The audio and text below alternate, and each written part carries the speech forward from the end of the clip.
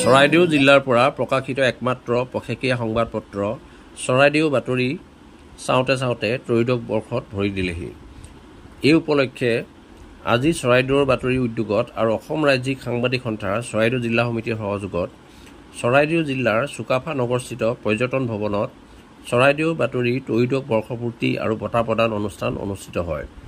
সভাত চৰাইদেউ, সোণাৰী, মৰাণ আৰু নাজিৰাৰ বিভিন্ন সংবাদ মাধ্যমৰ ভালেকেইজন সংবাদকৰ্মী উপস্থিত থাকে।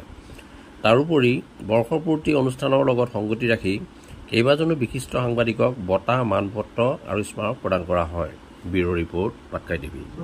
তেওঁলোকৰ কৰ্ম প্ৰেৰণাৰ কাৰণে তেওঁলোকে যাতে অনাগত দিনত আৰু ভালকৈ কাম কৰি যাব পাৰে আৰু তেওঁলোকৰ উদ্দেশ্যটো যাতে সফল হ'ব পাৰে আৰু তেওঁলোকৰ দায়িত্ববিলাক যাতে সমাজৰ প্ৰতি, দেশৰ প্ৰতি দায়বদ্ধ হয়, তেনেকুৱা এটা উদ্দেশ্য সন্মুখত ৰাখি আমি এই বঁটাবিলাক বিগত বৰ্ষৰ পৰা এই বছৰলৈকে দি আছোঁ। এইটো কিমানতম হ'ব? এইটো ত্ৰয়োদশতম বঁটা হৈছে। কিমান ধৰণৰ দিয়া হৈছে? ইতিমধ্যে আমি আৰম্ভ কৰিছোঁ নন্দন প্ৰতীম শৰ্মা বৰদলৈৰ পৰা। তাৰপিছত শেহতীয়াকৈ আমি ৰাজদীপ বাইজনক দিছোঁ আৰু এবাৰ অন্তিমবাৰৰ বাবে যুৱ সাংবাদিকতাটো দীপক কুমাৰ বৰাক দিছোঁ। এতিয়ালৈকে আমাৰ 7জনক ইতিমধ্যে দিয়া হৈছে। বঁটাৰ লগত বিশেষ আৰু কিবা আছে? বঁটা মানে এইবাৰ আমি যিটো চৰাইদেউ ৰত্ন বঁটা দিলোঁ, এয়া চাহ উদ্যোগপতি মানৱীৰাম বৰুৱাৰ সোঁৱৰণত আৰু ইয়াৰ দাতা হৈছে সমুদ্ৰ বৰুৱা।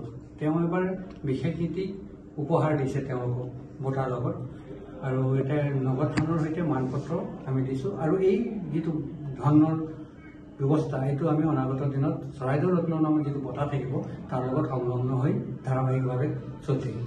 চৰাইদেউ বাতৰিৰ তৰফৰ পৰা গোটেই বঁটা প্ৰদান কৰা? বাকী বঁটাবিলাক চৰাইদেউ বাতৰিৰ পৰা প্ৰদান কৰা হৈছে।